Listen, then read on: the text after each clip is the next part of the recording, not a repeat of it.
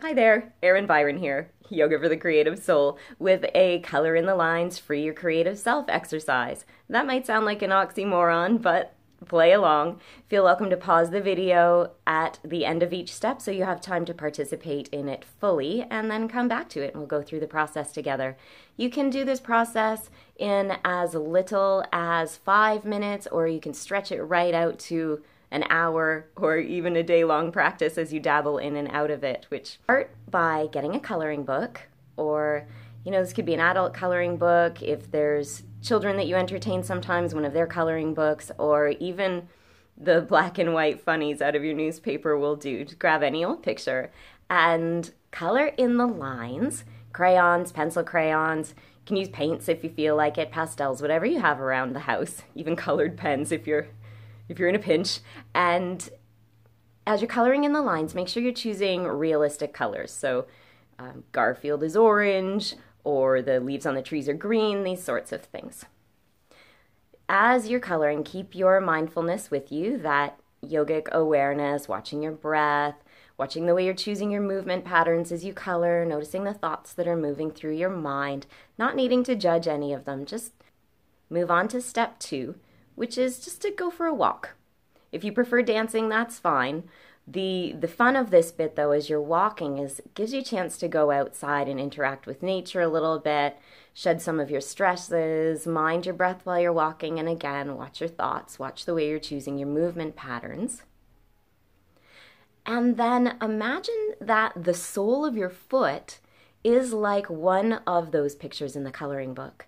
And as you walk, see if you can color in the lines of your foot, if that makes sense. So maybe you're just moving your foot side to side a little bit, pushing the weight starting at the heel, across the middle of the foot towards the toes, and back out, just finding a way of pressing every part of the foot into the ground. So while you're doing that, it might take you a little longer to go step by step, but you can play with how quickly or slowly you are coloring in the soles of those feet. You can go, and then come on back to your meditation nook or your couch. Give yourself time just to sit and integrate those experiences.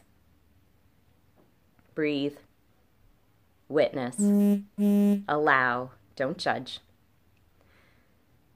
Step 3. Move around again, dancing, walking, and do your best to occupy space in the same way as you did before. So whatever route you walked, walk that same route again, or whatever dance movements you were choosing, play with those similar movements in that similar space. But this time, stay aware of the soles of your feet, but don't try to color in the lines. Just notice all the different ways you can allow interaction between the sole of the foot and the earth. So you're playing a little bit on the toes, on the heels, near the arches, near the blades of the feet, on the outside, big toe, ring finger toe, baby toe, second toe, right? And then the pads beneath the toes, how are they landing on the ground? What about the back or left or right side of the heel, and so on? So you're creating combinations and patterns with how you're letting the foot land and then spring back off of the ground. And just check in with your joints and muscles while you're doing that, so you're not overburdening any part of your body, that this is a whole and integrated experience if you can find your way through that, which in and of itself is a practice, of course. Notice the breath, notice the thoughts, things that occur to you, reoccur to you, frustrate you, enliven you, inspire you. Just watch it all happen.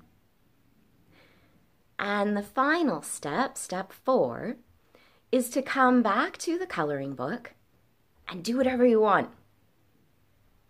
So is Garfield green or rainbow striped? What color could the leaves possibly be? Or maybe they're not leaves anymore. Maybe they're blossoms. And maybe they're fruits. What other kinds of things would you like to grow on trees? Play with this.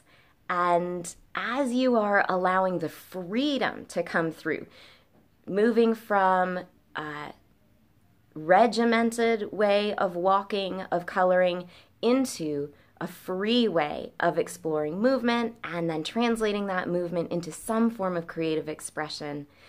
It's fun to witness that process, and once you've given yourself a bit of time to color, then go back to your quiet sitting place where you did step 3. And once again, go into yourself. Notice, how is your breath now?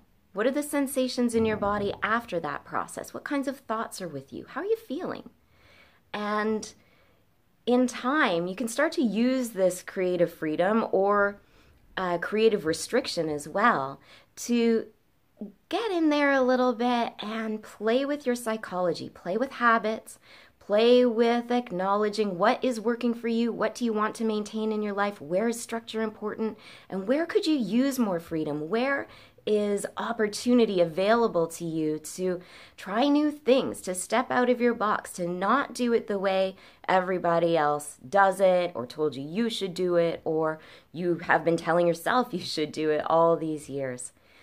As we free ourselves, as we trust ourselves, we become ever more aligned with the truth of ourselves, what's really in there. Some might call that enlightenment, harmonizing with our inner truth, our deepest places. And when we've done that, when we are harmonized, connected to who we truly are, so-called enlightened, or some stage of that unending process of enlightenment, we can go out into the world and share that goodness with others in large and small acts. That is the activism part of enlightenment activism. Thank you so much for playing along with this. Please share with anyone you think might benefit. Remember to subscribe and like the video, and reach out to me with any questions, comments, or thoughts on this practice. Thanks so much for watching.